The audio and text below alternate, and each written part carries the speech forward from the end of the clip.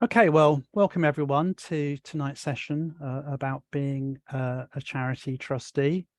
Um, Basically, it's being put on by Community Action Network. If none of you know about us, we're a charity that's based in Poole, historically provided advice and support and representation to the voluntary and community sector in Bournemouth, Poole, and then Christchurch, but is now also providing some services to voluntary and community organisations that are actually based in the Dorset Council area.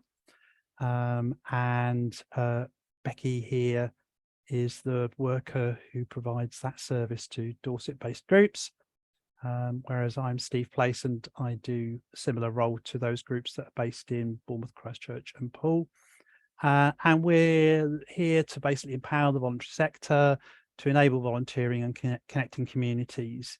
And we do that through a variety of ways. And there's a lot more stuff about us on the website if you want to know more. Actually, all your organisations tonight are members. So somebody in your organisation is probably getting quite a lot of regular emails and e-newsletters.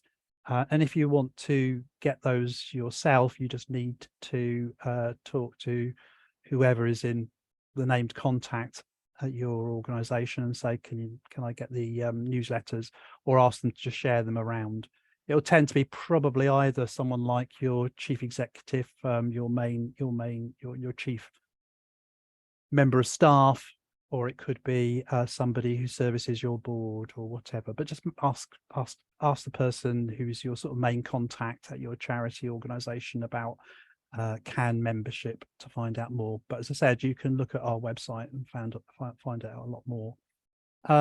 We're funded by the two local authorities, Dorset Council and BCP Council, and we're also most funded by NHS Dorset. Some cynics might say that's because if there's a good, efficient, effective voluntary and community sector, it will save them a lot of money in terms of demand on services. But of course, no, they're doing it for the best interests of the communities that they serve. This is me. So as I said, I provide most of the one-to-one advice and support to voluntary and community organisations that are based within Bournemouth, Christchurch and Poole. I am not a trained lawyer. I'm not a trained accountant. I'm someone who's been a volunteer and a worker, employed person within charities nearly all my working life. I've also been a trustee for most of my working life as well, and I'm currently the trustee and treasurer of a small childcare charity that operates in Wareham, doing out-of-school care for 5 to 11-year-olds. So, although I haven't got any nice letters after my name, hopefully I bring an awful lot of experience and breathing and living in the voluntary and community sector with a bit of pragmatism as well, and hopefully share that tonight. These are my contact details. I should say that you'll get a copy of these slides with a link to the video probably next week now when Chris is back in the office. So you'll have my contact details. And, you know, if you've got any questions and queries after tonight, then you can contact me direct. And it's always best to do the mobile phone. The landline number just goes to the office and you'll just be able to leave a message probably. But if you want to get me direct, then use my work mobile on that screen. Being a trustee is really important for us because it's one of the defining characteristics, we think, of voluntary and community organisations, is that there is a group of people, trustees for charities, that basically have a passion to make a difference. And they want to spend their time unpaid making that happen. So they're not doing it because they've got to have a paid job, and they don't have to do it because it's the law, like for instance the NHS or any other statutory service, but actually they want to make a difference to the communities they live and work in. And the other thing about them is that trustees are so important because it's where you have to work together to make that difference happen. And throughout tonight, I'll talk about your individual responsibilities, but also your collective responsibilities. If there's one thing to go away tonight with, it's always act in the best interest of your charity and its beneficiaries. And really, as long as you can always justify that to yourself about why you made a decision or took an action, justify it to yourself and be able to explain that clearly to someone in the street, you're probably fine. So basically, I could just turn you all off now and say that's it. But you've all paid good money. You've set aside 2 hours, so I'm going to, spin this out a bit longer and go into a bit more detail. And what I'm going to try and cover is this sort of stuff. You might have seen this in the blurb for tonight briefly about what's a charity, then what makes a trustee and what they do, the legal responsibilities, any possible liabilities, because sometimes trustees are a bit worried about actually, well, if things go wrong, what am I liable for? Some tips about being an effective trustee and some links to help and support. A lot of tonight is a bit talk and chalk. I don't know what the modern term for talk and chalk is nowadays. Light and show, don't know. But if you've got questions, there's a small group of us. So basically, if you've got questions as you go along, just unmute yourself and pipe up, and I'll try and answer it, or I'll say we'll cover that a bit later on. As I said, you'll get a copy of tonight's slides and a copy of the recording. But also throughout the presentation, there are some links to some advice, principally from the Charity Commission, which obviously will be live when you get the slides, so that you go straight to the web page. But also there are some references to some other sort of guidance documents that we have. Let me just see what's okay. Brilliant. And Becky's just said that she's keep on the eye on the chat. So if you've got any other questions as well, you can pop them in the chat, and Becky will sort of like look after them for me, which is good. Great to always have someone else helping with these sorts of evenings. And then there'll be a chance right at the very end for any sort of wrap up questions. We're going to have a break probably at about 8 o'clock for about 5-10 minutes, so that hopefully you'll be able to calm down a bit. Okay, so let's get started with this. Right. Okay, so first bit was what's a charity? Now, this is a bit of audience participation. Does anybody want to shout out what they think makes a charity?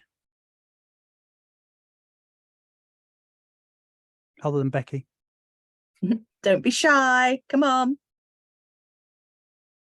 What do you think defines a charity? What makes your organisation a charity? An organisation with a purpose that's not to make money. When you say not to make money, what do you mean by not to make money? I'm not sorry, not to make a profit. Not to make a profit. Not to make a profit for its members. Okay, right. Anyone else? To be of benefit and to help do positive things. Help on positive things. Right. Okay. Anyone else? I would just say to do charitable things for whatever your charity is supporting, in all the forms that takes. Okay, right. About the particular purpose that you might have. Yeah. Anyone else? Laura's popped in the chat, supporting local communities or supporting local community. Yeah. It's similar to last two. Okay, right.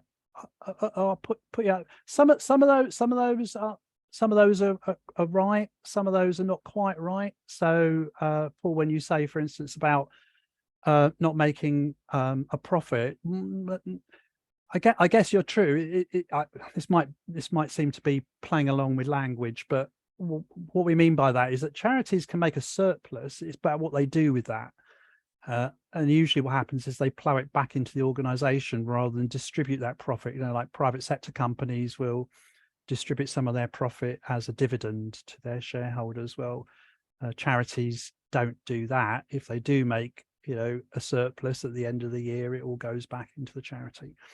Now, just for you to know, one of the wonderful things about English law is that there's a whole lot of it that goes back. So the first Charity Act was 1606 under Queen Elizabeth I, but there's an awful lot of what's called common law around charities. Now, common law is that there isn't an act of parliament that says that something is illegal, but that it's accepted in the courts that it's illegal.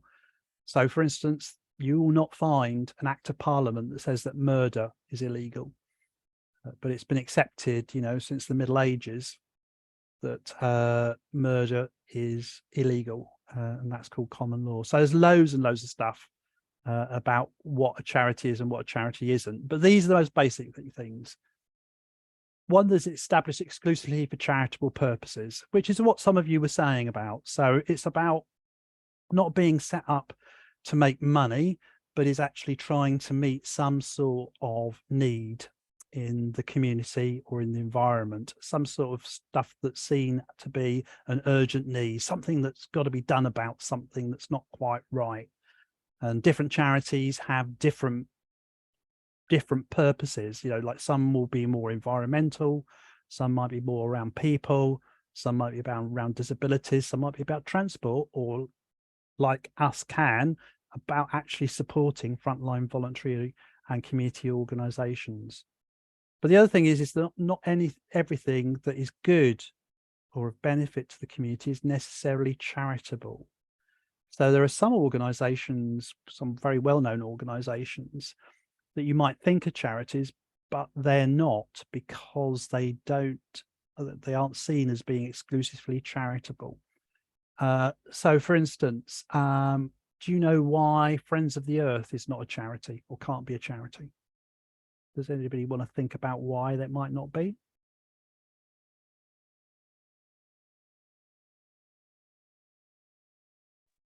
Is it because they get involved in political campaigning? Yes, yeah. So political with a small p. So this might seem strange, but this is just what charity law is like. So a charity can't exclusively or have a major part of its role is either trying to change the law or to even get current laws being followed.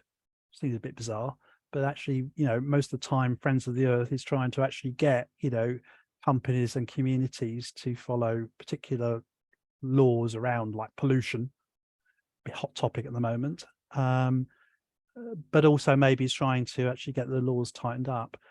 The other thing could be, for instance, tenant associations. Can anybody think why they can't be? In fact, actually, I'll do this. This other one is it operates for the public benefit, which is basically that it's got to be producing some sort of positive change for the wider public. Now, does anybody think why tenant associations can't be charities? Because they're there to benefit themselves. Yeah, so small membership-based groups can't be, because it's seen that it's all going to be about what's called private benefit.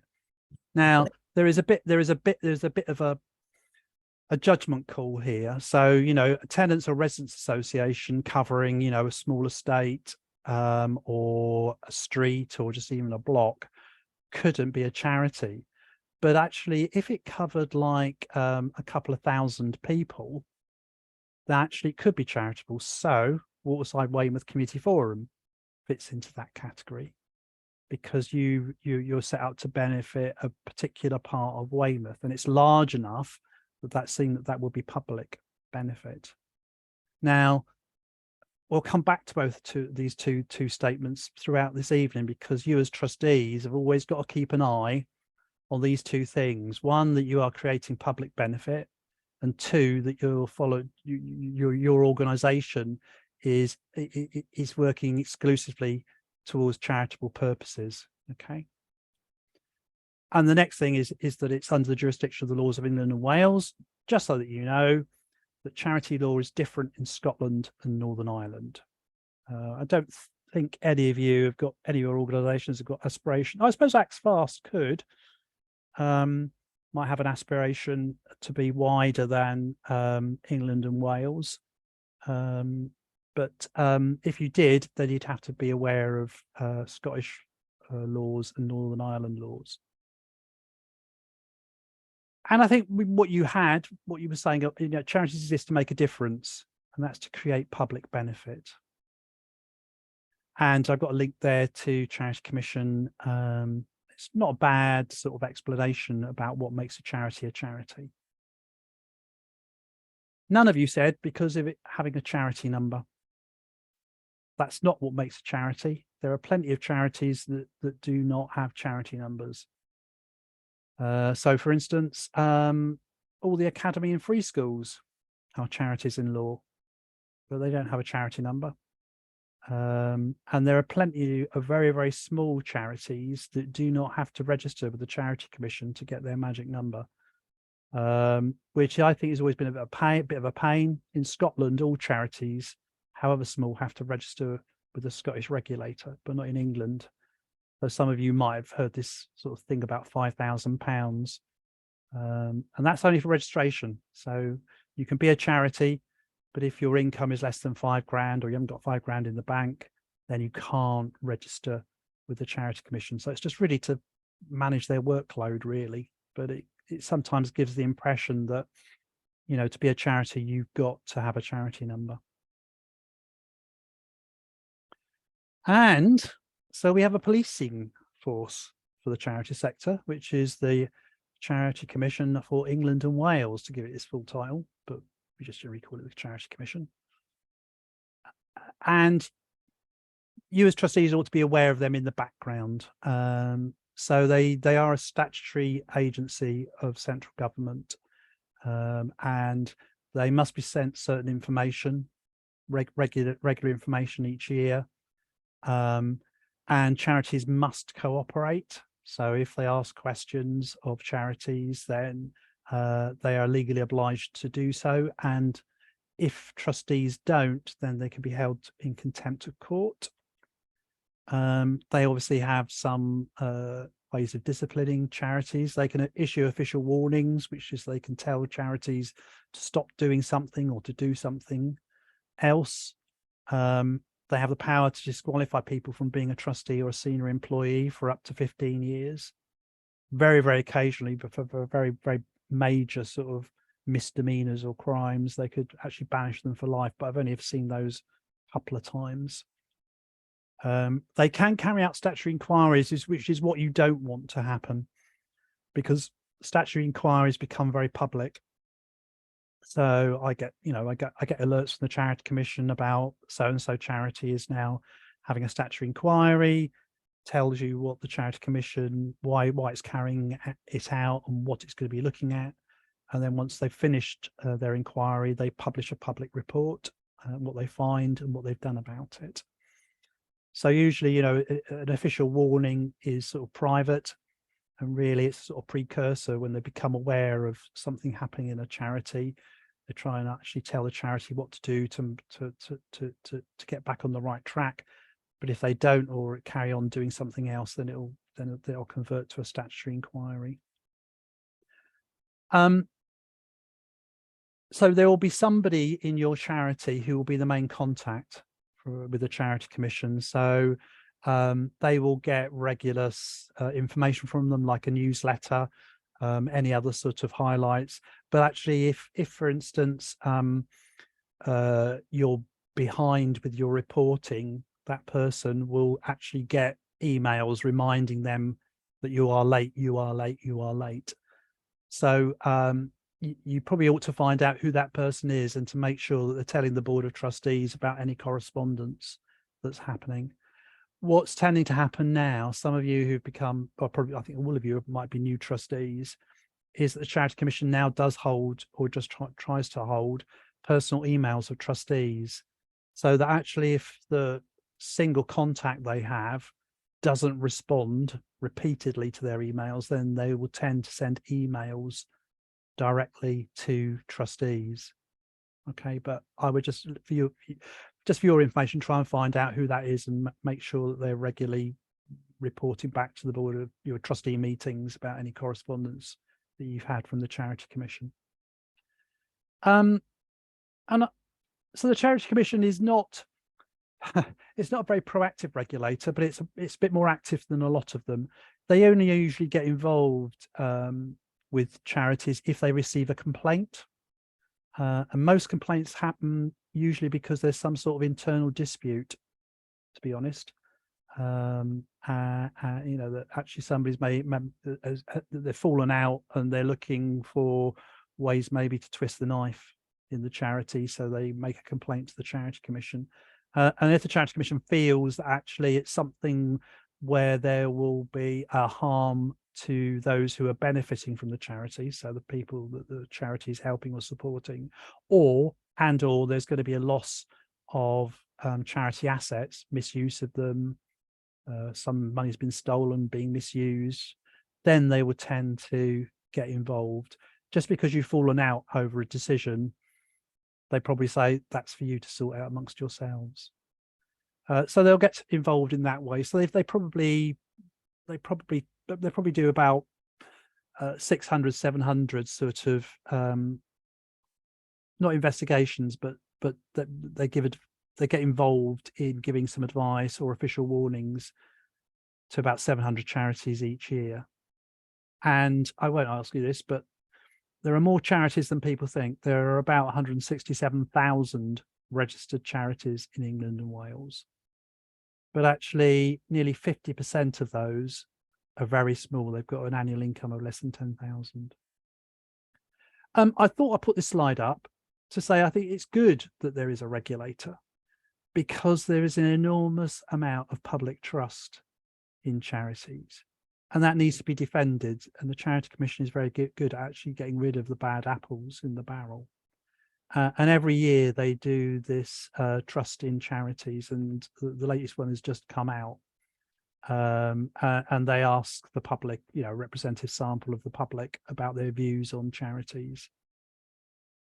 And they ask people, you know, on how well do you trust these institutions, you know, scoring people between 1 and 10, asking people to score each organisation between 1 and 10, and this is the sort of the averages.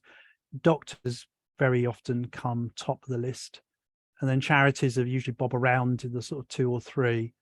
It's interesting, in the recent past, the police have been usually about the same as charities, but this year they've and last year they've fallen a bit. And you can see that charities are pretty much trusted by the public. And I always wryly smile when things like, you know, MPs and the government talk about actually, you know, charity sector needs to get its act in order, and, you know, the public need to trust charities. And you can see that actually, you know, MPs and government ministers are right at the bottom of the list. But I think that's why it's important that the Charity Commission is there. So there might be a pain in the bottom a lot of the times, but actually it's quite good, as I said, to get rid of the bad apples. Anybody want to ask me anything about what makes a charity a charity?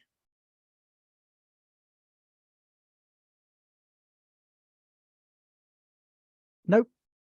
Okay, I'll carry on then. So basically, if you know you're a charity, that anyone who is on the governing managing body of a charity is going to be a trustee. So whatever the top sort of group decision-making body that you have in your organization, if someone's got a vote, then they're a trustee. And it doesn't matter what they're called. They could be called management committee members. For schools, they're going to be usually called governors. If you're a charitable company, then they sometimes might be called directors. But because you sit on this, you know, top decision-making committee, then if you've got a vote, then you're a trustee. And it doesn't matter whether you're listed on the Charity Commission website or not either. So that actually, if the Charity Commission comes in, it'll basically try and find out, you know, who's got a vote, and they will look at minutes to find out who did vote, and they'll say, well, actually, those people are trustees, so therefore they've got a legal responsibility and role. And this word trustees comes from the word trust.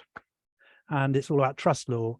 And this is about actually you looking after somebody else's resources for in their best interests, right? So not looking after it because it's your money or your building or your computer, but actually this belongs to the charity, and you as a trustee have got to make sure that you always have interests, not your own or each other's. So the basic duty is basically to make sure the charity is well run. So charities are there to make a difference, to produce public benefit, and therefore you need to get as many bangs for your bucks as possible.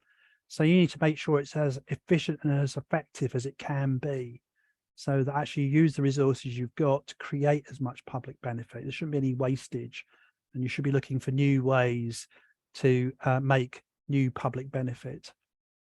Pretty obvious, you've got to be solvent. You know, you've got to keep going, you've got to pay your bills. But there's also this thing that actually you're looking to the future as well.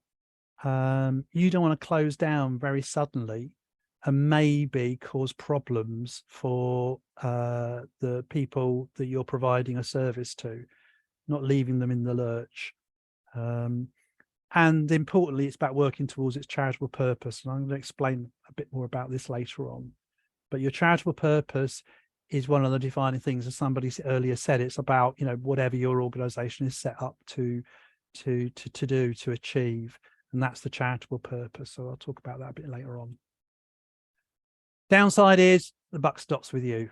You know, you've got to take ultimate responsibility. You can't blame anybody else. And tonight I'm going to try and sort of like just point out, but it shouldn't put you off. It should make sure that you take your responsibility seriously, but actually you're not expected to be an expert. And as long as you can show that you've always acted in the best interests of your charity, even if it goes wrong, you'll probably be relieved of any responsibility. You'll be told, don't do it again. Yeah, it was wrong, but you know, they will understand it as long as they thought you took what you thought was the best decision at that time.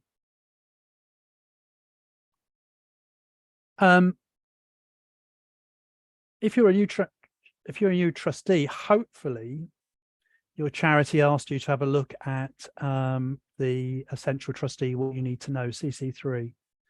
As I said, this link will be live when you get the slides. You should look at it.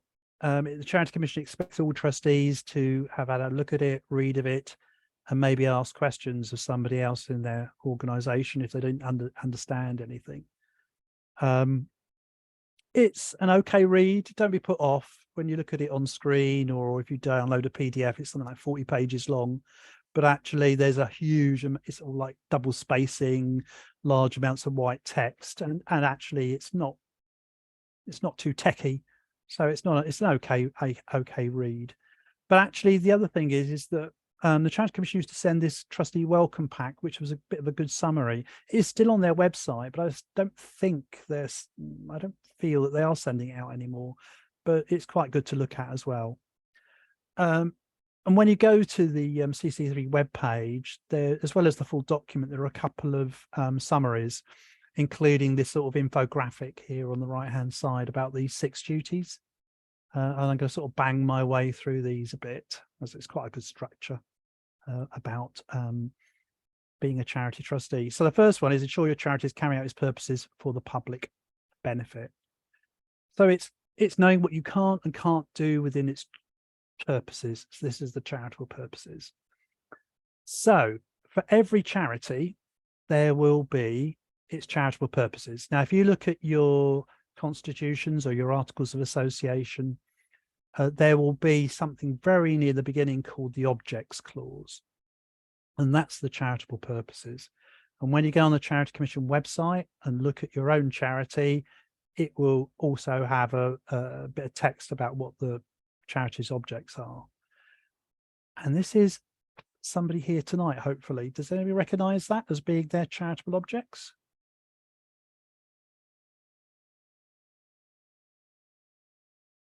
Yes, that's us. That's We Are Humans. Yeah. Okay. Right. Now, I'll talk about your governing document, your constitution articles in a minute, but it is your Bible. But if there's only one thing you almost learn off by heart, it should be your charitable objects, because every decision you make needs to be within its charitable objects. It's illegal for a charity to use any of its assets, its cash, its buildings, its equipment, its staff, its volunteers, outside of its objects. So every trustee should really try to learn or have a good feel for actually what the objects are, so you don't act outside it. So if you look at We Are Humans here, could anybody suggest what they can't do?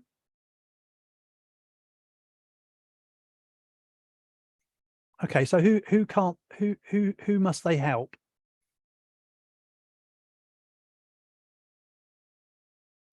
The homeless.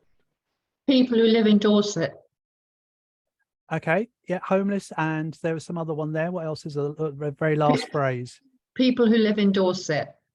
Yeah, and then as well as homeless, there's People one right at with the very end. Financial people yeah, that are right, struggling to okay. pay. So however needy, maybe because they've got a disability, or maybe they've suffered a bereavement, if they don't fit any of those criteria, then actually, however good it might be, and in fact, it could be charitable, its own purpose.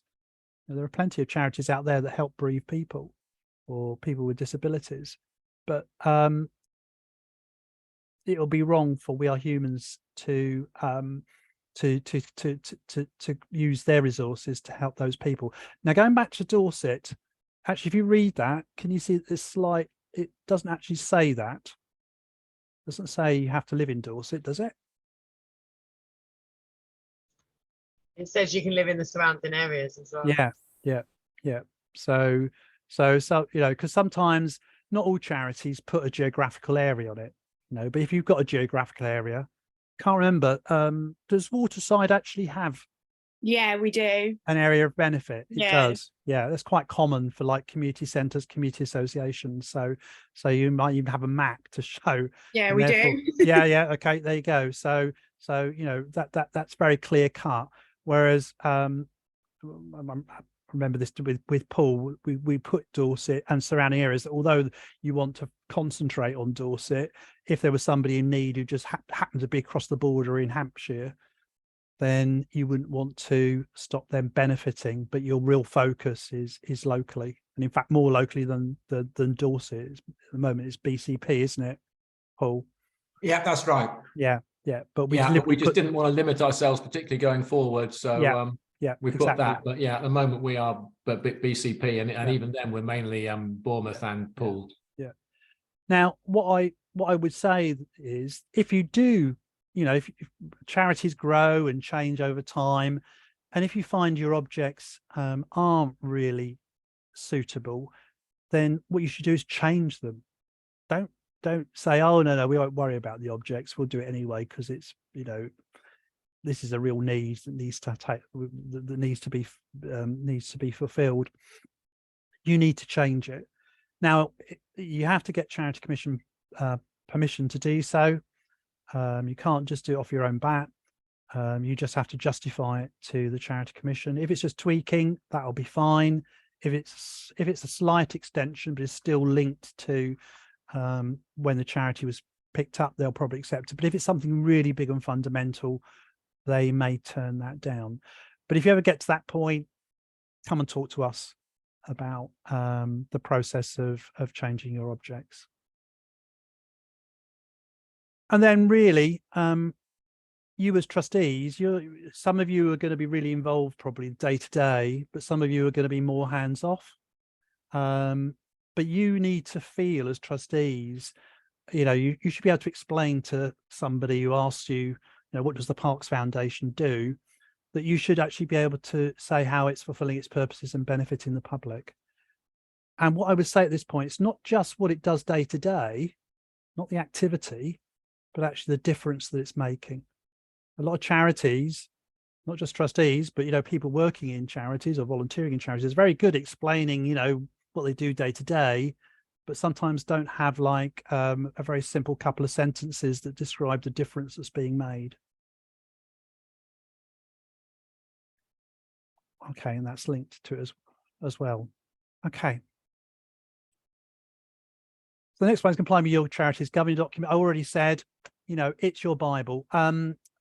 The Charity Commission uses this generic term of governing document. So if you're a CIO or a waterside unincorporated, it's called Constitution.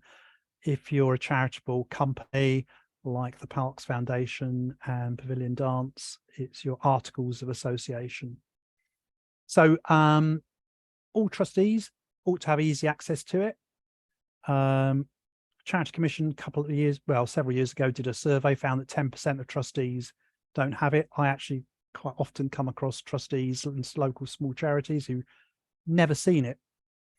But all trustees should have it because it is your Bible. It tells you, it's got your objects clause in, but it's very important. You've got other things in it, like how decisions have got to be made, how you deal with conflicts of interest, reporting, when you have your AGM, if you have AGMs, you know, so it is a very important document. And it is a public document.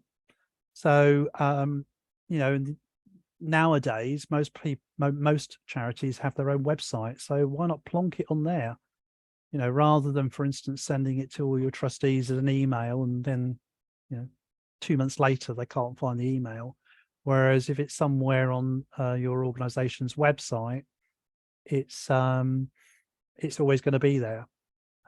If you're a techie enough organization that you've got some sort of, you know, shared document system, then you can put it on there so that trustees can have easy access to it. And make sure there's always one available at your committee board meetings as well, in case somebody wants to ask a question.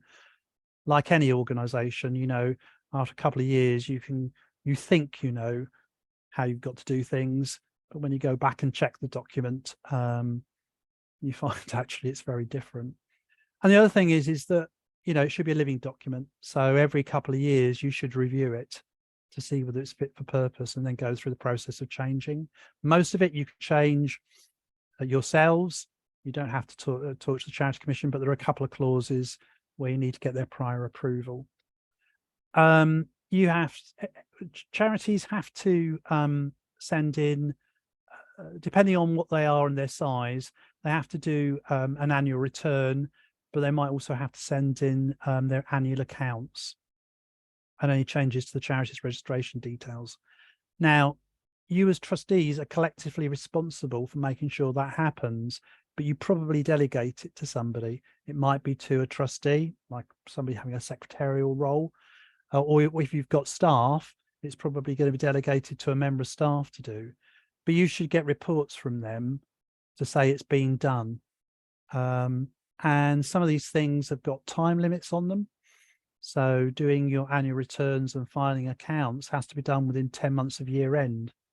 And if you go 1 second over 10 months, you get red flagged. So if you look on the Charity Commission website at charities, you usually see, it tells you when their last set of accounts and filing returns were done and when they were sent in. And if they're more than 10 months, it's red text rather than black text. And that's important because the Charity Commission says that actually to any donor, anyone who's going to give money to a charity should check whether actually the charity they're going to do that is well run. And they're saying, and they say, well, actually, if a charity can't get its accounts into us within 10 months of year end, so if your end of year is the 31st of March, you'll have until the 31st of January to send your accounts in, then that should make you think about how well the charity is run. And there are quite a lot of funders, grant funders, that they do look at that information. And if they do see it's been red flagged, particularly if there's been like a series of them, then it'll make them feel less confident about making a grant to you. So you need to ask that question, because at the end of the day, it's your responsibility. The Charity Commission did, again, some research. It's probably getting about 10 years old now, where they actually asked organisations that had been late with their accounts why that was.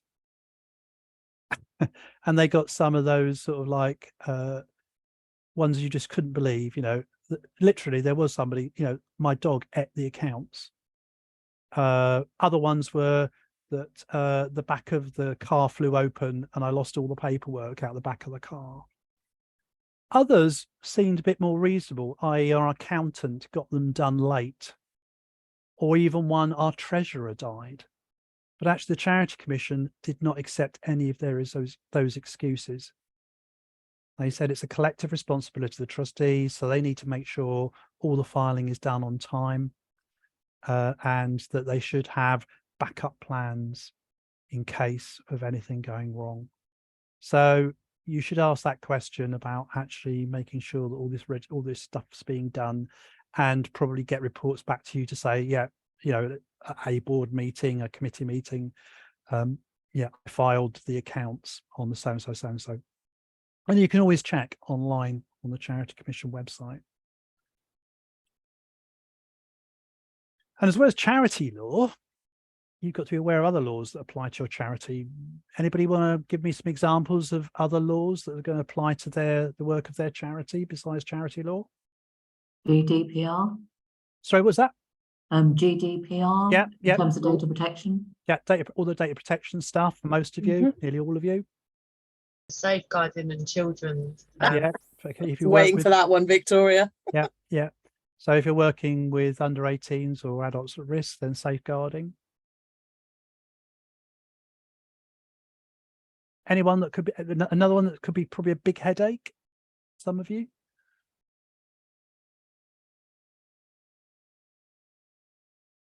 What about the people that are involved in your organisation? The one I said we need to develop, ladies. All right. So, okay, I'll give you a. What about your staff?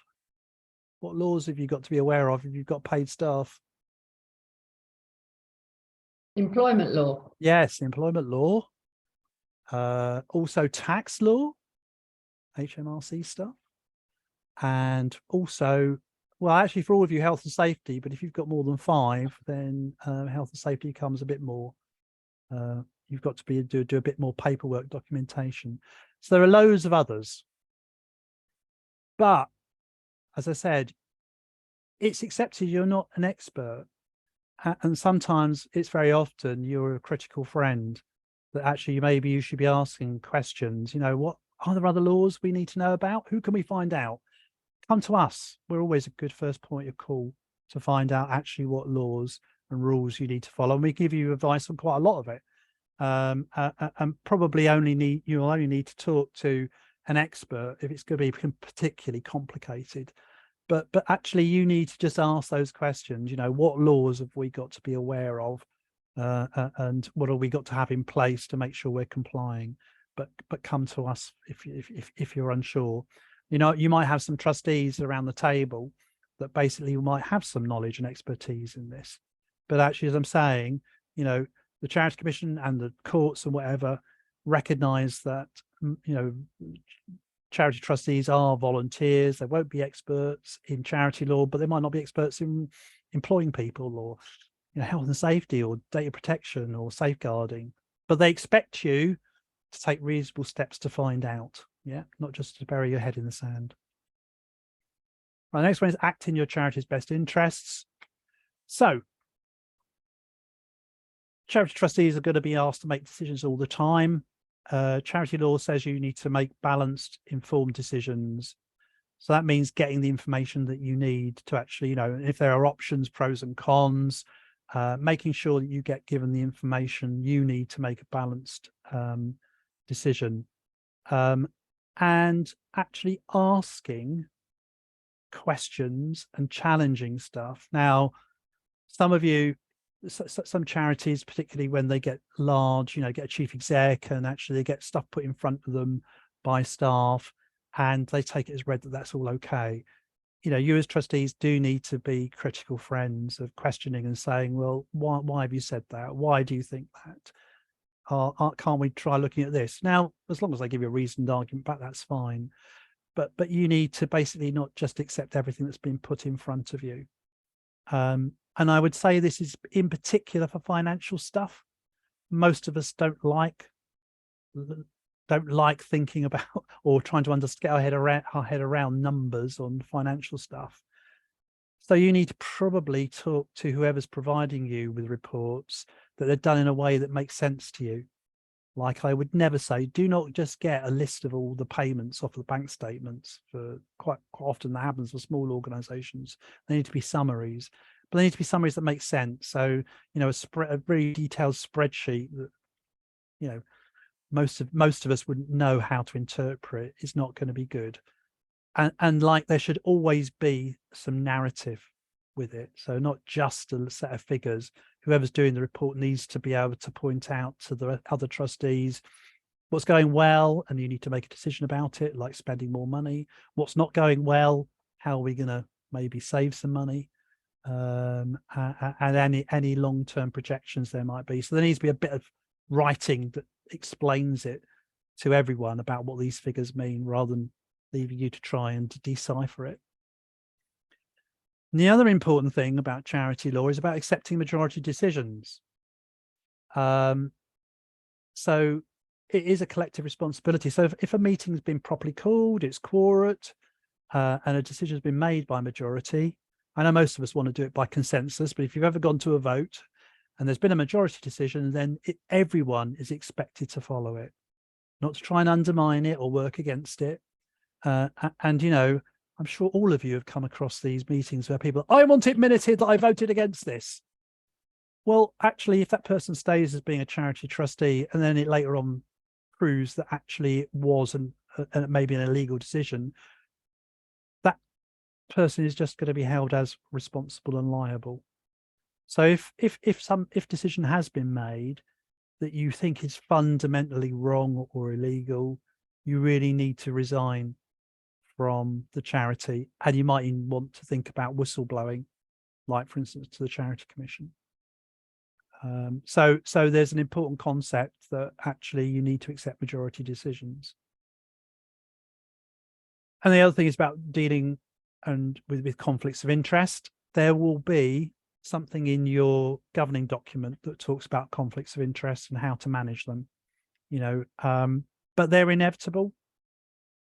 And this is about you making decisions in the best interest of the charity, so that you're not swayed by any personal direct or indirect gain.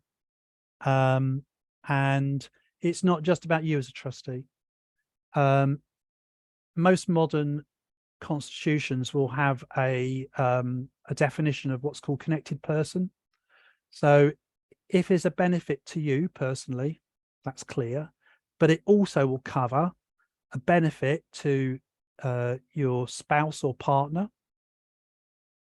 to your siblings and their partners, to your grandchildren and their partners, and to your parents and your grandparents.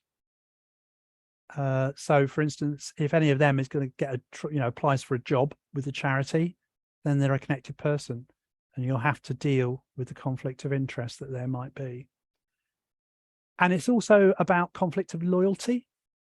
So it's not where you're going to benefit, you know, financially, but where actually, again, it could be seen that, you know, you're involved with another organization, which means that, you know, it could be seen that you weren't making the decision in the best interest of your own charity.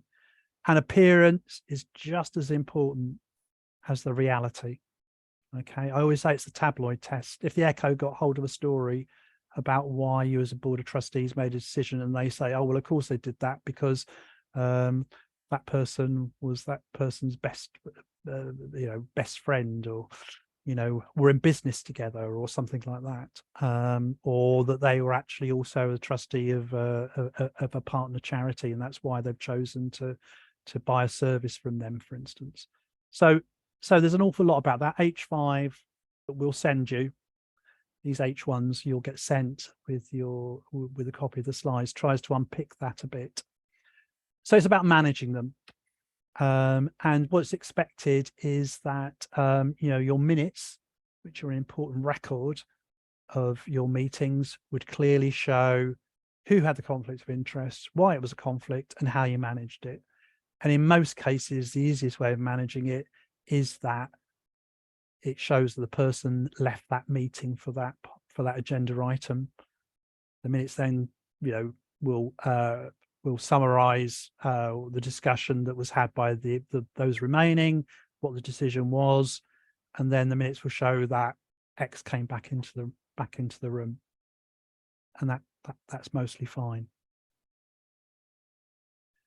The other thing about trustee benefits, so again, your governing document will have a section about actually how trustees can benefit. So charity law says, doesn't matter what's in your governing document, but it says that paying expenses of being a trustee, reasonable expenses, are fine. So travel costs, if you're a trustee who lives a long way away from the meetings and you have to stay overnight, then obviously accommodation costs would be fine. But it could include childcare and carer costs. For instance, if you decide as a charity, that would be seen as a reasonable cost of covering someone being able to come to trustee meetings. What's a bit more problematic is loss of earnings. There is a way of doing it, but it's not so simple. Whereas, if you're providing, a receipt for parking or doing a travel claim for mileage, and as long as it's no more than 45p a mile, then that's fine. But actually, loss of earnings is a bit more problematic. But you can do it.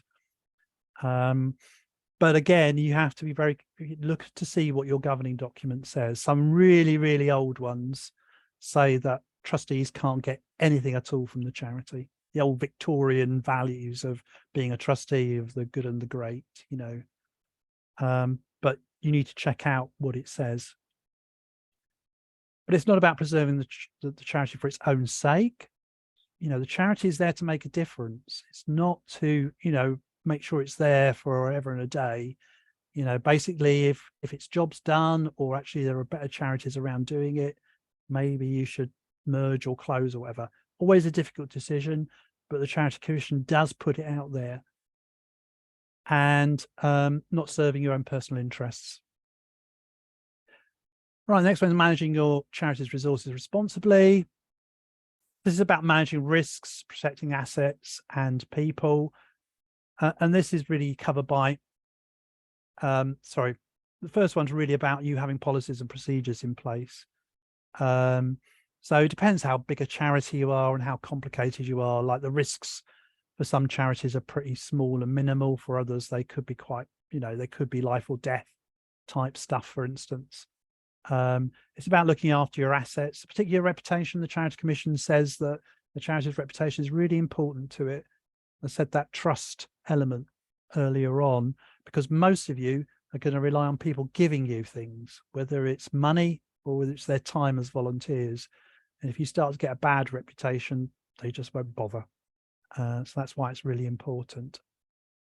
Getting the resources your charity needs. Now, again, some of you as trustees might be more hands-on and you might be involved in like doing community fundraising or grant fundraising. But for others, you're more hands-off. So what you're about is actually feeling confident that there is a plan of actually how much you need to run your charity and where that money is going to come from and who will be chasing the money. If they are doing fundraising, then there are people doing it for you. So you're like having a bit of oversight. You're not doing the doing, but you're checking up that there's a plan in place and that you're getting reports back. And that would probably usually be in the financial report, but you're getting reports back about how well that's going or not. And following appropriate controls and procedures. So that links really to the two above. Again, you can't be there 24/7, but you should be signing off on most policies and procedures. They might be drawn up by somebody. There could be like, maybe another trustee might do it for you, or it might be a paid staff, or you might get CAN, or you might get a paid expert to do it for you. But they should be coming to you as the board of trustees to sign off. Now, not every single one. As an organisation gets bigger and bigger and bigger, it will have a whole list of policies and procedures. And if you were having to look at like 50 or 60 of them, you'd probably just be doing that. every single meeting. But you should be looking at the high level ones. You know, usually there'll be like health and safety, equality, diversity, inclusion, safeguarding, sort of the big overarching ones would come to you. And then you might delegate sort of more detailed policies and procedures to maybe something like your chief exec. But you need to feel confident that actually that's happening and actually everyone's being told about them. Throw this in. There are special rules about dealing with land and buildings. Not all of you will have that, will be relevant for you. Generally, it's about owning buildings or where there are leases of more than 7 years. So, you know, just keep that in your head so that actually if that ever comes up for your charity, again, ask that question, you know, are we following charity law around buildings and land? And you have got a responsibility for 2 staff and volunteers. So the buck stops with you. We talked about the, you know, if you've got staff, then the whole employment stuff that you need to be aware of. Again, asking questions to make sure that actually you've got appropriate policies, contracts, and so on in place. The other thing I would say is I've put volunteers there because they, somewhat need to be treated differently from volunteers. Now, I think it seems proper that actually you should make a difference between paid staff and volunteers that are working for you. But in a legal point of view, there is a difference, and a big difference, because you do not necessarily want to give volunteers employment rights. So you will need to have some different policies for volunteers to staff, particularly around dealing where there are problems. So you don't have grievance and disciplinary procedures for volunteers. You have them for staff, but if you use those phrases, that can give the impression that you're going to treat volunteers as paid staff, and then they can go to tribunals. And there have been lots of successful cases where volunteers have gone to employment tribunals and have successfully won a case. So again, if you're not sure and you haven't got anybody within the organisation with that expertise, come to CAN. There's another part of CAN, which is the volunteer hub, that can give you loads and loads of support and advice about proper recruitment and management of volunteers. Whereas Becky and I will give you some initial stuff around staff and employment. Right, it's 8 o'clock. Does anybody want to ask any questions at that point before we have a quick 5-10 minute break?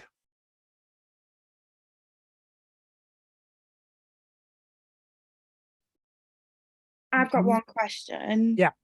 Do you know when you said about, sorry, I'm just reading my paper, the accounts being red flagged? Mm-hmm. Do you know if they know that there's new people come in? No, that doesn't wipe the slate. The slate gets wiped when you look on the website. Yeah, it's for the last 5 years, so only disappears with time.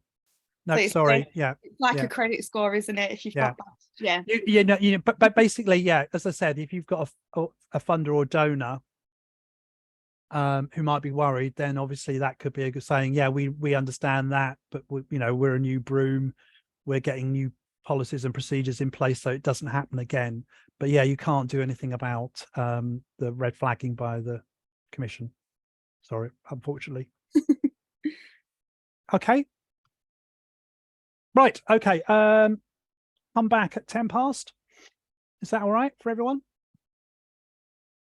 Yep, fine. Okay. Right. Thank you. Yeah, fine. Good. Okay. Well, welcome back to part 2. Georgia, just to reassure you, even the biggest organisations can get it wrong. BCP Council is red flagged at the moment and has been for a couple of times. And this will be of interest to those who from the Parks Foundation, basically for doing the accounts for the parks. So for the Lower Central Gardens and the 5 parks, they get red flagged because they keep forgetting to send it in. Probably because they don't really recognise that actually those are separate charities themselves and just treat them as part of their own green spaces. But there we go. So a big organisation can get it wrong as well. But I think in terms of BCP Council, at least that's a large organisation that's has sort of some continuity, they should get it right. Anyway, okay, the next one is act with reasonable care and skill.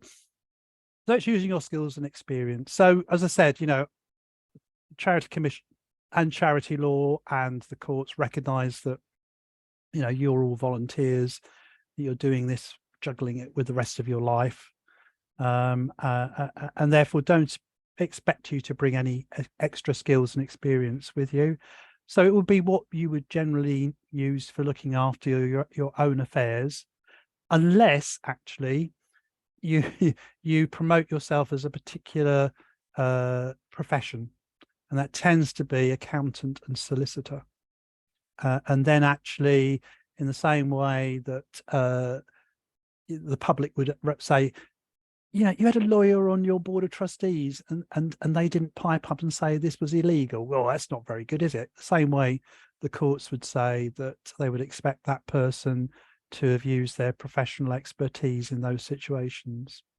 But generally, you know, just look at as you would use for your own your own affairs. But it is recognizing, you know, where your expertise and knowledge ends. So it's about deciding when you need advice. And as I said before, you know, try us first of all. You know, most cases we probably would give you enough advice for you to make a decision or sorts things out. And if we don't, then we'll tell you, you know, this is the sort of expert you need to get hold of.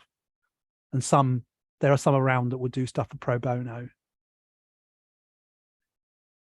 But it is about also preparing for meetings. So being a trustee isn't just turning up to the meetings. You probably will need to do some thinking time. And good practice is that, you know, you should get board papers probably at least a week in advance, so that actually you can see what's on the agenda. If there are some supporting papers, you can get your head around it and think about actually what questions and queries you might have, or what initial view you might be taking on a particular decision. And there might be a bit of post-meeting stuff as well. And I think it's emphasizing about, you know, you're in charge. You need to make sure you have the right information you need, financial and management, so you can make these informed decisions. And it's also sometimes about being prepared in case something goes wrong. Now, again, it depends on the sort of charity you are, and it could be the back of a fag packet type stuff. But for some organisations where you think the risks, you know, the sort of reputational risks could be quite huge, or what could go wrong, you know, will make a big splash in the press. You know, if it is going to be around you're working with particularly vulnerable users where something might go wrong, for instance, so, you know, a severe injury or even a death, then you probably need to have a bit of a contingency and a plan for dealing with the media and the press. But you just need to, you know, at some point perhaps ask the question, well, what can go wrong and what plans do we need to have in place to deal with it? And to ensure your charity is accountable. So I've already said, you know, you've got to send certain things in to the Charity Commission. If you're a charitable company, so the Parks Foundation and Pavilion Arts, your charitable companies, so you also have to do filing with Companies House as well.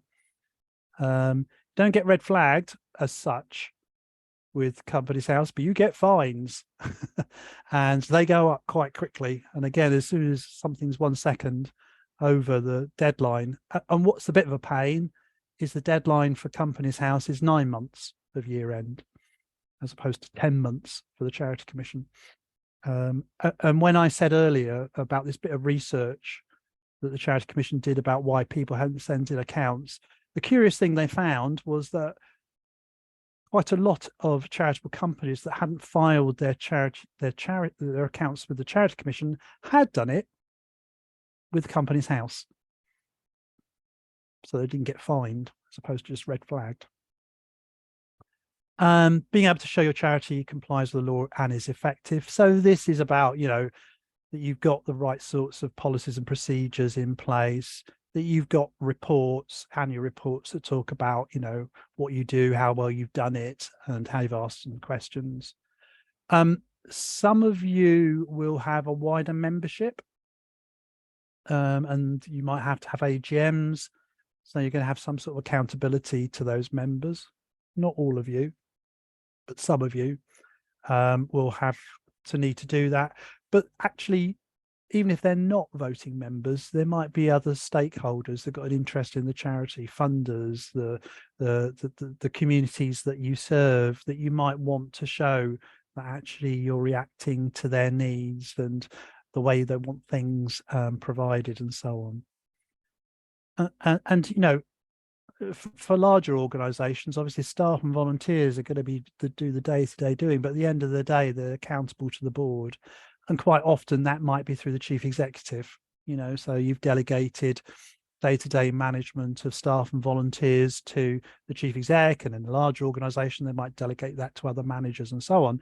But, you know, the chief exec should be coming to you to give reports about actually what the day-to-day activity is, and that you feel confident that they're managing staff and volunteers as well as possible.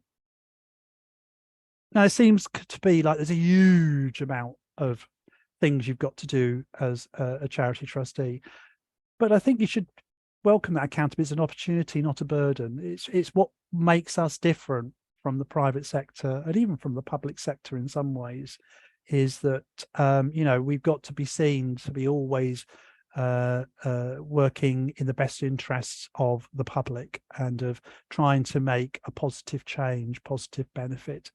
And having all these rules and ways of doing things is really to preserve the charity brand, that enormous trust that public has.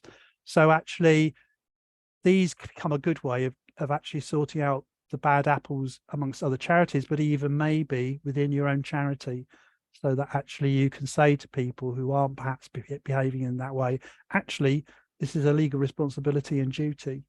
This is the way you've got to do and act and behave. So it can be a good sort of, you know, stick to basically bring people into line, to make sure that actually everyone is working in the best interest of your charity. Oh. And it's like anything in life, really. The more you do it, the more you automatically get to understand the rules and ways of doing things. You know, like all of us, probably when we started driving or being on the road, it was like a bit of a nightmare about what did all these signs mean, who's got priority, what do I do here, what do I do there? And now most of us will just do it without thinking. Hopefully thinking a bit, but you know, we do it semi-automatically and we don't have to worry about it.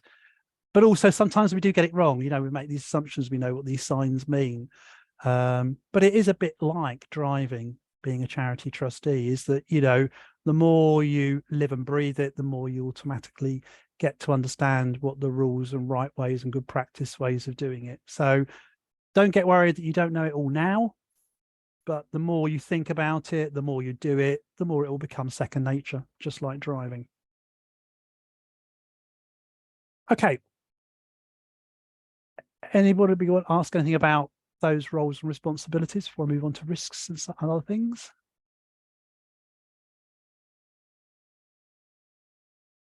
Nope. Okay, right. Risks.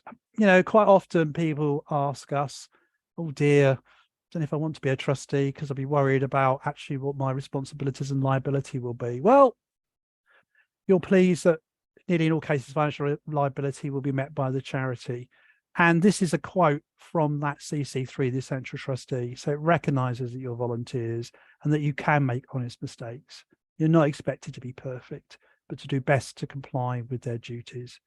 And charity law generally protects trustees who have acted honestly and reasonably.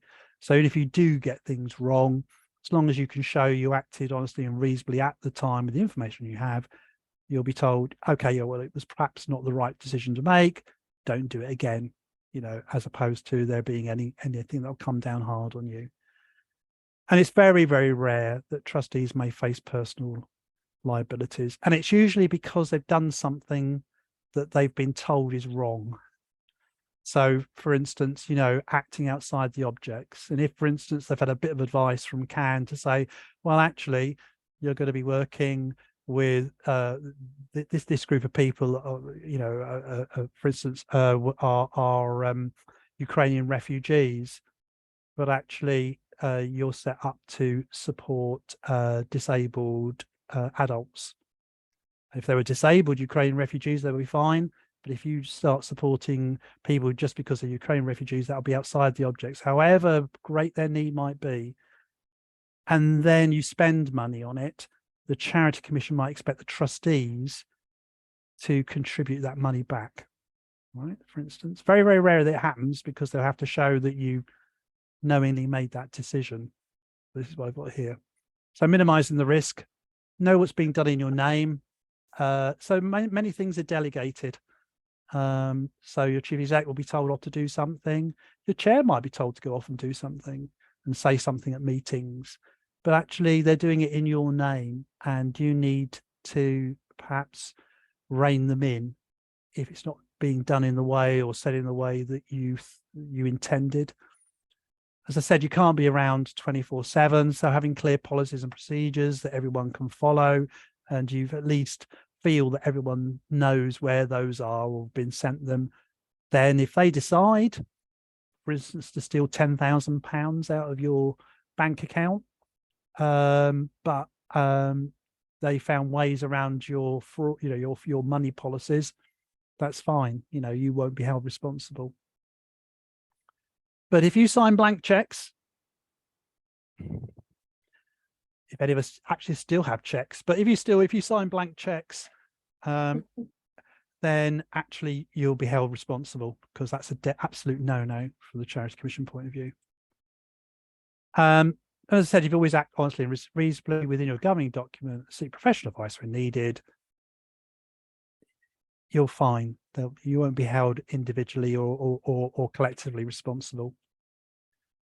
Obviously, insurance is a good way of minimizing some risks, you know, for instance, of being sued because someone's had an accident and they think you're negligent.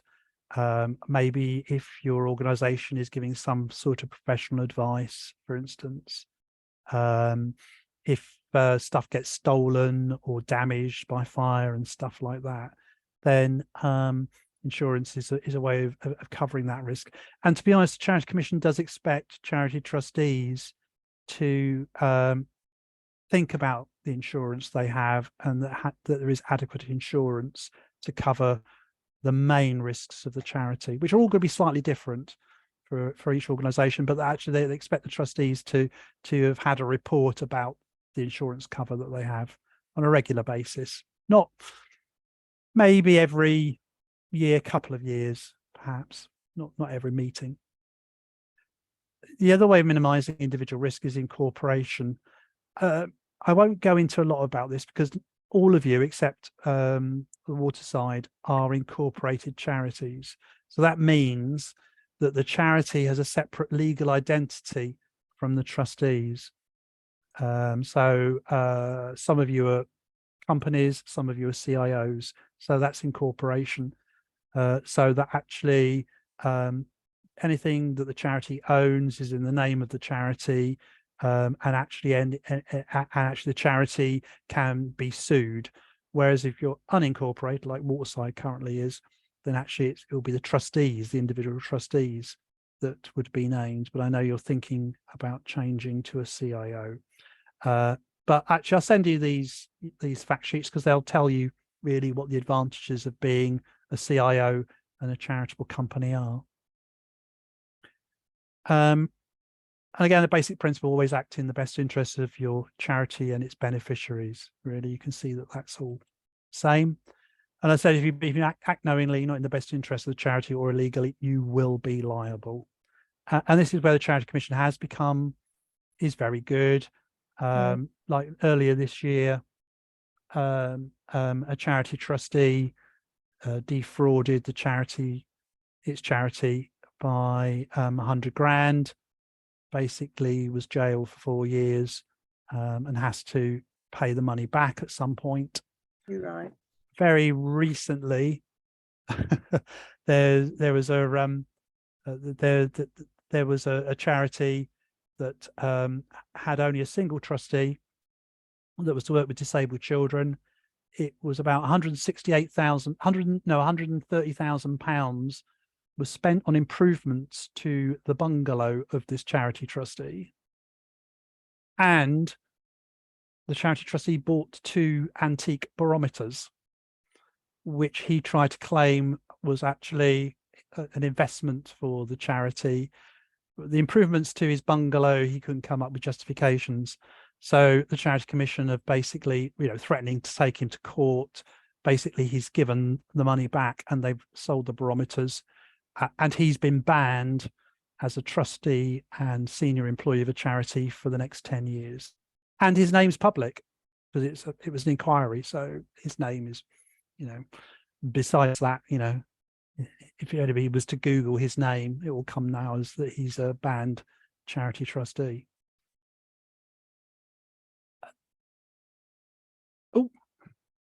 So a key quality of being a charity, I think, is sometimes having the courage to ask a seemingly stupid question.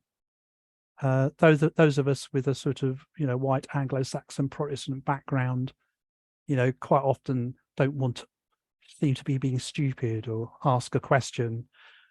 And then quite often, as soon as we go outside the meeting, we have a good go about how that was, what was that all about? Or why, I didn't understand that, as opposed to doing it in the meeting. So it's sometimes having the courage to sort of like pipe up. And quite often you'll find that actually other people in the room have exactly the same query. So you'll be backed up. So it is about sometimes having that courage. Charity Commission do have this infographic. Again, there's a hyperlink on this of sort of 15 questions charities should ask. Now, some of these are more relevant than others. Are we financially strong enough to continue to provide services for our beneficiaries? Do we have adequate safeguards in place to prevent fraud? For others, you might not have property, so are we making the best use we can of our property is not a relevant one. Or if actually you've got an endowment or a pension scheme, this is your own pension scheme, not an auto-enrolled like Nest. But some of these are quite good questions to sprinkle around, trustee meetings across a year or so. Some of these sort of,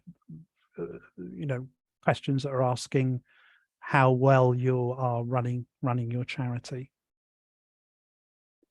And it is about being curious, finding out a bit more, and maybe not just accepting the reports that you get at your trustees meetings, asking a few more questions, maybe, asking to go and see some of the work in operation so that you see it firsthand, or looking at other promotional material that's being provided, or as I said, just simply asking questions of people at meetings or outside of meetings so that you get a good feel for how the charity is being run and what it's doing and what difference it's making. So some ideas about being an effective trustee. So have copies of key documents. You'll get a handout which has got sort of a basic list of documents that you should have. I've already sort of said that you should also have access to your governing document, but there could be other documents as well. And hopefully, as part of an induction for new trustees, you should be given a shed load of these as well. I won't ask whether that's happened for some of you, but really you should have some basic pack given to you when you become a new trustee, including CC3 from the Charity Commission. And I think really, put across hopefully that you need to be an active trustee. You can't just turn up to meetings and just sit there and be a seat warmer. You need to take an active interest, because if it goes wrong, you'll just be held as responsible and liable for the decisions that the trustees have made. So don't be a passenger, and certainly not be a prisoner. Don't, if you said yes because your best friend tapped you on the shoulder and you didn't want to say no, and you don't want to upset them by saying, "Oh, sorry, I've had enough." So you need to be a participant, not a prisoner or a passenger. And I feel this isn't mine, but I think this is quite a good sort of like question to always have when you're asked to make a decision for your charity. Will this help us deliver our charitable purpose, and is it the best way? just because you've been doing something the same way for 5 years doesn't mean it's still the best way of doing it. If anything, COVID challenged an awful lot of charities about the way that they deliver services. For years, lots of people have been saying, oh, we ought to do more online stuff. And it has its benefits, and people always go a bit reticent about it. But for an awful lot of charities have ended up doing more stuff online or in a different way to the thing, you know, the sort of the face-to-face large group meetings, for instance, that they've done in the past. And trustees is about keeping the big picture in mind. Okay, so I'm going to move on to this. So being a trustee is about governance and not management. So governance is making sure things happen, whereas management is making things happen. So there's a subtle difference here. So what governance is about is setting and monitoring strategic aims and directions, the big picture, you know, like what should we be doing over the next 5 years? What are our big priorities for the next year or 2 years? And how are we going to get there? What's our roadmap? It's not about maybe, well, which Premier Inn should we stop at, or which hotel should we stop at on our overnight stop. It might be deciding we're going to stop off on Coventry on our way to Scotland. But it's about actually having the sort of big picture in mind. And it's about making sure there's strong management of its money, assets and reputation. So this is going to be about having those policies and procedures in place and not doing the day-to-day checking of it, but actually making sure that there's a strong framework in place, as I said, through policies and procedures. And it's having effective systems, safeguards and controls. And there's the difference here. I quite like this from Mike Hudson, which tries to show the slight difference between governance and management. So, you know, you as trustees set the vision, mission and values, and then management, so the people doing stuff on the ground day to day, will work within that agreed vision, mission and values. And, you know, you shape strategy and ensure impact. Someone might propose strategy delivery and deliver impact. So there's a subtle difference here. Now, for very small organizations, as well as being trustees, you might actually be the very active volunteers running the day-to-day stuff. So I think you need to understand you've got two hats, and you need to probably make sure that you keep your two roles as separate as you can be. So for instance, you ought to have trustee meetings that just talk about this higher level stuff, and you might only need to have those, you know, every other month, every other quarter. But then if you're working out, well, who's the rota for next week, or what are going to be the details of running our community fundraising day, or what's our play scheme going to be like over the summer, that's management, that's running the services. So you ought to have separate meetings. You know, I've been involved with very small organizations where, you know, you had a meeting that tried to do both, and very often the practicalities of running the charity day to day take over, and you have no time at all for the big picture stuff. So it's always better probably to have two meetings, even if you artificially separate them back to back. You know, you say, right, we'll have a trustee meeting from 7 to 7:30, and then we'll have a fundraising meeting from 7:30 to 8:30, you know, so actually you make sure that the time is protected. Now, it's going to be different. The separation between governance and management will be different for different charities. And you probably need to have a conversation. So sometimes I've done exercises with board of trustees and chief executives. So it's very clear about where the demarcation is between what the role of the chief exec is and what they can do, and actually what needs to come back to the board of trustees and therefore is a governance role. Some good practice stuff. You ought to have a role description as a trustee, however simple, and I'll give you a handout for that. And you might want a code of conduct so that you've got something that you can basically sets out the expectations of behavior, and you've got something really as a stick to pull up bad behavior with. I've already talked about induction. It's a shame quite often, quite a lot of trustees are still, it's either sink or swim. You know, become a trustee and then you start turning up at meetings and there's no time given to induction.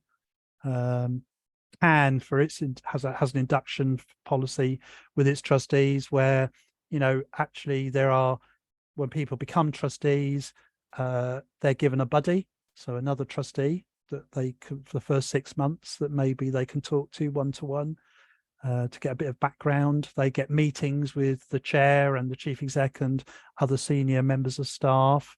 They get a whole shed load of documents to look at, and so on. Good to have maybe a skills audit sometimes of the trustees, particularly when you're looking for recruitment. So maybe then you can target actually who you're looking for to build those gaps. And some trustees might want to look at annual appraisals, very light touch stuff, but it's a chance for, you know, for trustees to talk about how well they think they're doing and maybe where their knowledge gaps are and perhaps what training they should be looking for.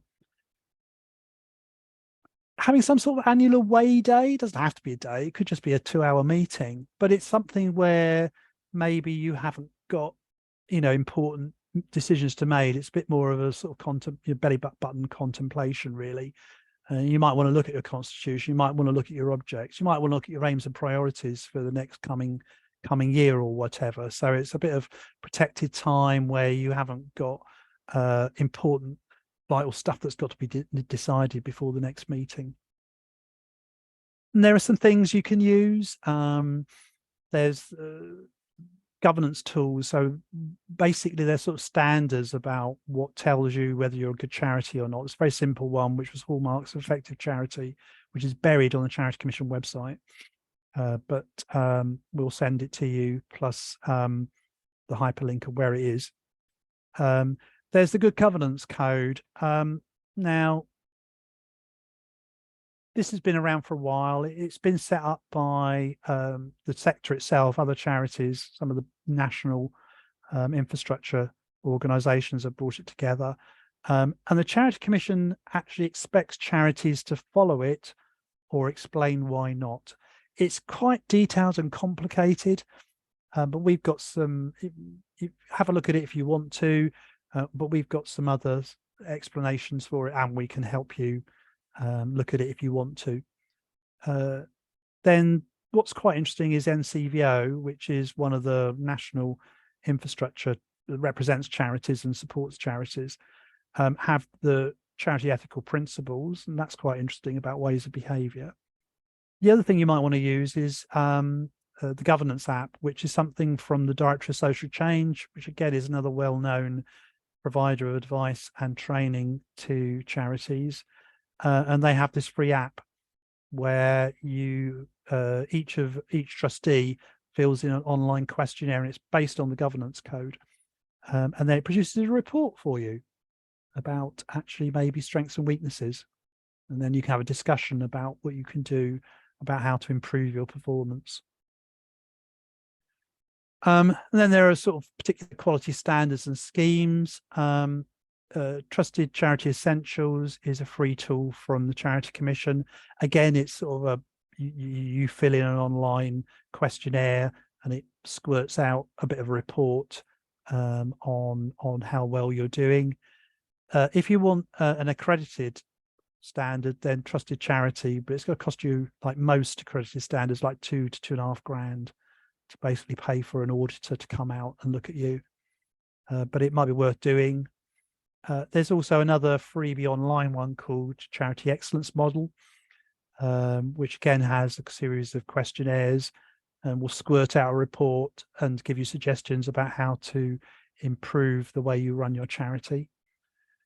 We do an organisational health check, so come in and look at your whole organisation and then come up with a report about your strengths and where maybe you could do some improvements. Ooh.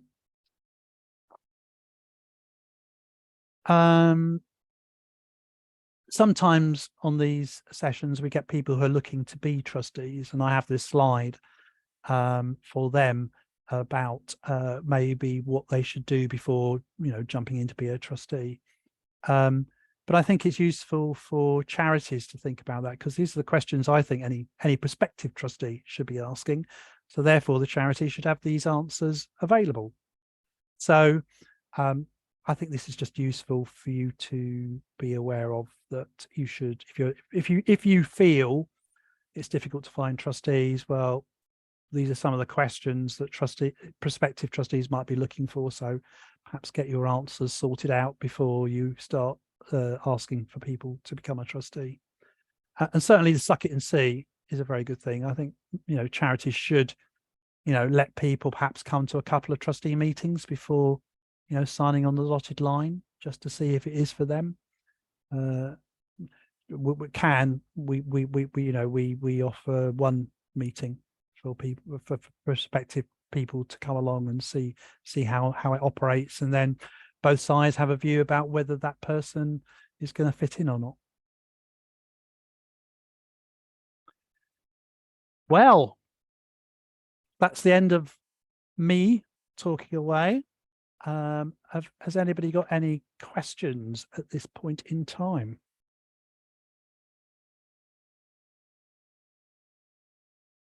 I have a question about risk assessments. Oh, health and safety risk assessments. Yep.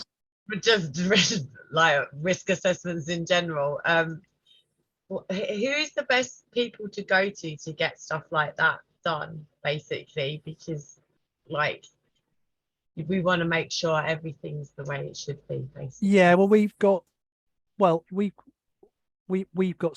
templates that you can do. So who's asking actually? Who's Victoria from the park community. Yeah.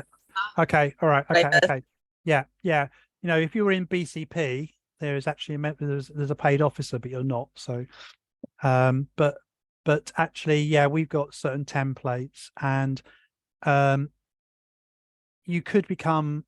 In fact, actually, most of the stuff we've got comes from Community Matters, and you could look at becoming a member of Community Matters. They have loads and loads of templates for about running a community centre that would include, stuff like what regular checks you should have, like Legionnaires and fire and stuff like that, as well as sort of templates about doing risk assessments. But we've got stuff anyway, so I'd probably in the first instance talk to Becky. Perfect. All right, thank you. And Community Matters is a subscribed service, isn't it, Steve? Yeah, you have to pay paid membership, but yeah, there's lots of good stuff that they produce, and as a member you get access. But if we're a member, but we can pass it on to our members as well. But some groups might, rather than wait for us, they might as well just log on straight on and get it straight away. Does anybody else have any questions at this point in time? As Steve said, there's no silly question. Go on. So don't be shy. Okay. Well, if there isn't anything, as I said, it doesn't end tonight. If anything comes to you, then send me an email. Don't ring me at 2 o'clock in the morning because you suddenly woken up thinking, oh my God, what do we do about this? So send me an email and I'll get back to you as soon as I can. Right, time to evaluate.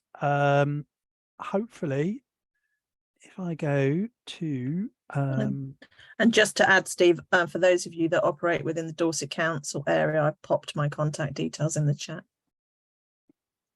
Okay, if you go to the chat, I've just put a link to an online form. It should take you a couple of minutes quickly to do this.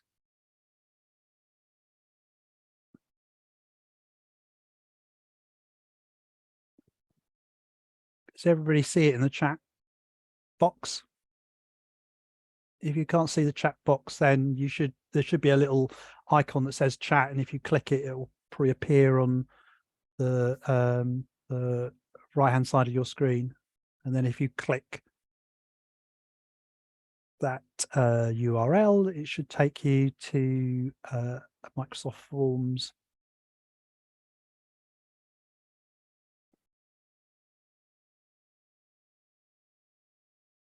Only take a minute or so, and we Yep. value your constructive criticism.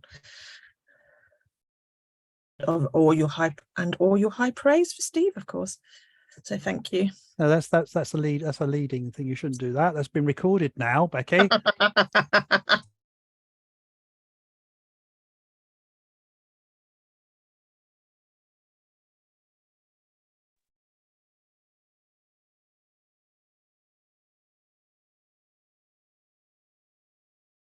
Well, it's all gone very quiet, so I'll leave a couple of minutes. There's a couple more slides I want to just finish off with.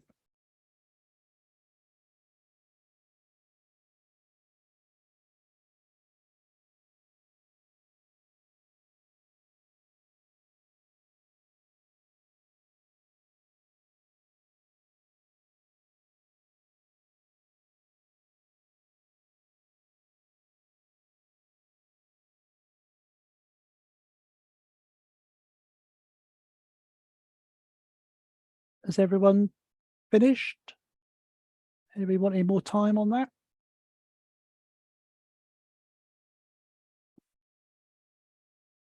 Okay. Right. Okay. Couple more slides then, just to finish off. Okay. So what was the basic principle?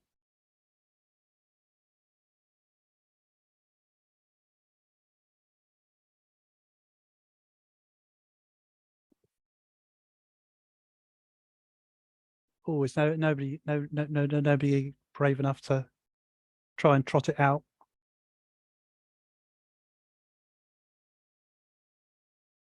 No? Okay. So, as I said right at the very beginning, really, if you always act in the best interest of your charity and its beneficiaries, then you'll be fine. Sorry, I should have explained about this word beneficiaries. This is what the Charity Commission uses, and it doesn't say users or clients or that, because some charities don't benefit people. So which charities don't benefit people? You know any ones? There's some very well-known ones. Anything to do with animals? Sorry? Anything to do with animals? Yeah. So Battersea, for instance. Anyone else? Any other rules? Protection, my personal favourite. Which one? Cats protection. Oh, cats protection. Yeah. Anything else besides animals? Any other charities you can think of that benefit things other than animals or people? Like the lifeboat, stuff like that. Oh no, the lifeboat is, because there's is Saving the saving of lives, isn't it? That's their charitable purpose. Green. Open countryside. Yeah. Places. Exercise, things like that. Yeah. So Dorset Wildlife Trust, for instance, is animals and the green environment. Is Greenpeace in just environment? I've never read their Except charitable Greenpeace is like Friends of the Earth. Actually, they can't be a charity. They have a charitable arm, which is about education. So there is a subsidiary of Greenpeace, which is an educational trust. But yeah, and then there's things like National Trust. Yeah. Russell Coates Museum. Art. So it's about culture and stuff like that. So the Charity Commission uses things called beneficiaries, because they could be things as well as people and living things. They could actually be dead things or things that were never alive, for instance. So that's why there's that phrase beneficiaries. Help and support. Okay, well, I keep on reiterating this about CAN offer advice and support, and all your organisations are members of CAN, which is free, but it means you get unlimited advice and support. So we can always be a first point of call. And you've got my contact details there. There are Becky's, although actually it's only Waterside, I think. Yeah. That aren't yours. Yes. Obviously, a charity commission will have an awful lot of definitive advice and guidance, but it is a bit of a behemoth. It's really, really difficult to find stuff. I would actually just put it in your search engine. Don't bother to go to the homepage and think you'll find it very easily. It's not very logical or whatever. Just put in your search function like Charity Commission, prevention of fraud, or Charity Commission, paying a trustee, and then see what pops up, really, rather than do it through the Charity Commission homepage.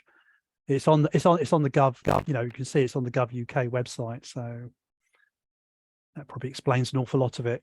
But what I would suggest you look at, because as well as CC3, is they do have these 5-minute guides, which are 5 minutes. They've got like text to read, but also little small videos, and there's 6 of them now, and they cover the main duties of being a charity trustee. So if you want to pick another sort of good summary of how to carry out your role and duties as a trustee, then have a look at those, and that's the hyperlink. Again, you can't find them very easily if you go to the go to the homepage, but I've given you the direct link there. I've mentioned NCVO once tonight, so they are the sort of major national advice and guidance stuff for charities and voluntary organisations. And again, you know, you could use their search button on their homepage to find stuff, or just do it on your search engine. If you want one publication that would sort of summarise the roles of a charity trustee, then this is about pretty good, and it's quite affordable. You can either get it as a £12 download or 17 quid plus postage and packing, whatever it is now for the actual book. And they do new editions every couple of years, but it's pretty good, and it's not. It's sort of standard paperback size, and it's only about that sort of thick, so it's not as if it's going to be a huge tome full of lots and lots of legal language. It's a very readable thing. So, you know, I suggest sometimes it's quite good for maybe each charity to get hold of that, but sometimes people might want to get their own personal copy. You are all members, but you know, that's just so that you know what we do. But you know, have a look at our website just to find out a bit more about what other work we do. And I've already said that hopefully you'll get an email, I think, because it's Wednesday. Okay, you might get it this week. It might be early next week. You'll get an email with a copy of the slides, some handouts, and a link to this recording that will be on YouTube. But you're quite happy to share any of that with your other trustees and within your charity. And thank you very much. You know, have fun as a charity trustee. You know, there is fun for it. You know, I've been a trustee most of my adult life, and I've enjoyed it. Got a lot of sense of satisfaction about seeing how my charity has made a difference for those that we work with, as well as, you know, meeting new people, and sometimes also that nervousness of, you know, laughing with people when there's semi-disasters around. So it is a very worthwhile role to have. So you ought to find those opportunities to have some fun and not to feel it's all about serious decision making. So I hope that's given you a good introduction. And as I said, come back to us if you've got any other specific queries and questions. So thank you very much, and a good night. Thank you, Steve, as well, for your time, and thank you, Becky. Thank you, Good night. Steve. Very good. Okay. Thank you Thank you, both. guys. Very, very good. Very Thank helpful. you. Bye. Bye. Bye, everyone. Bye. Bye.